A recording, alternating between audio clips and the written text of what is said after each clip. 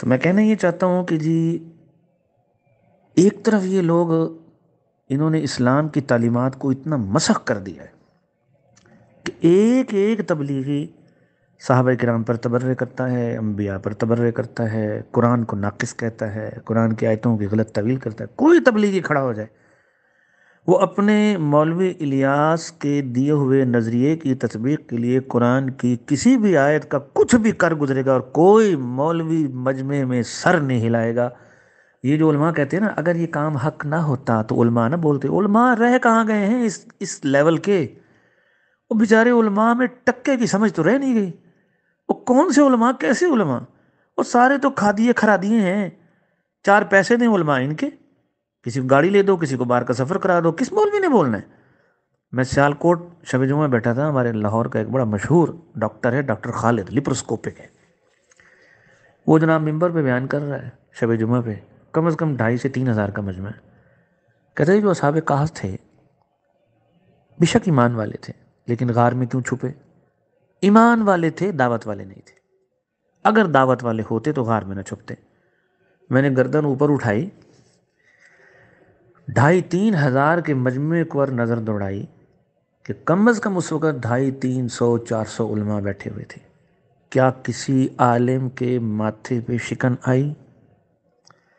کیا کسی عالم کی طبیعت میں اضطراب پیدا ہوا کہ یہ بندہ ممبر پر بیٹھ کر کیا بک گیا ہے، کیا بکواس کر گیا ہے کہ اللہ پاک اصحاب کہف کی تعریف کر رہا ہے، ان کی چوکھٹ کی، باہر بیٹھے کتے کی، اندر پڑنے والی کرنوں کی، ان کی جو وہ کروٹیں لیتے ہیں ان کی نیند کی، بیداری کی، بھوک لگنے کی، کھانا کھانے کی، وہ جو پیسے دیتے ہیں، جو جاتا ہے، جو آتا ہے، اللہ ان کی تعریف اتنی کر رہا ہے کہ ختم ہونے میں نہیں آ رہی۔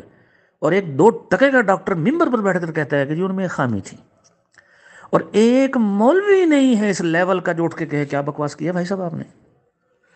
اب کہنے کا مقصد یہ ہے کہ علماء رہ کہاں گئے ہیں؟ اب جو تبلیغی جماعت کے حامی علماء ہیں، ان کے بعد جو دلیل رہ گئی ہے وہ جی اگر یہ کام غلط ہوتا تو علماء نہ بولتے۔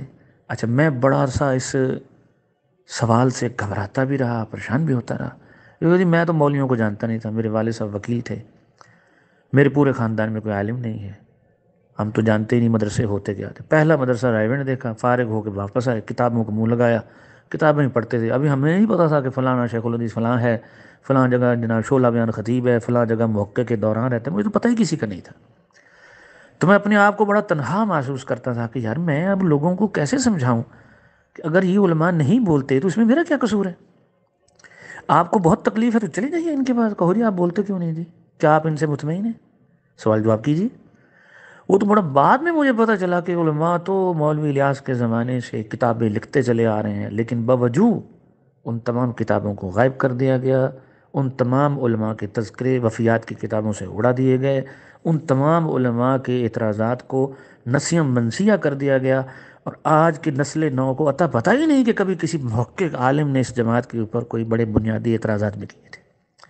بہرحال بات بہت لمبی ہو گئی، آپ علماء ہیں، ساؤتھ افریقہ میں ہیں، مجھے آپ لوگوں سے بس اتنا پوچھنا ہے کہ یہ جو موجودہ پابندی لگی ہے تو آپ اس کو کس تناظر میں دیکھتے ہیں؟ دوسری بات، کیا آپ تبلیغی جماعت کے اس کام کو دینی کام، شرعی کام سمجھتے ہیں؟ اور کیا واقعی یہ قرآن کی وہی دعوت ہے جو اللہ کے رسول نے امت کے ذمہ لگائی تھی؟ اور کیا اللہ نے اپنے رسول کے ذریعے اس امت کو دعوت کا کام ذمہ لگایا تھا یا امر بالمعروف اور نہی عن المنکر لگایا تھا؟ اور دعوت اور امر بالمعروف میں فرق کیا ہوتا ہے؟ اور دعوت بنیادی طور پر اس کی تعریف کیا ہے؟ دعوت ہوتی کیا ہے؟ دعوت دی کس کو جاتی ہے؟ یہ جو اپنا نام لکھے پڑھتے ہیں یہ دعوت و تبلیغ، تو کیا ان کا یہ نام شرعاً ان پر جواز اور اصطلاحات شرعیہ کی روشنی میں منطبق ہوتا ہے؟ مجھے آپ علماء کی رائے چاہیے۔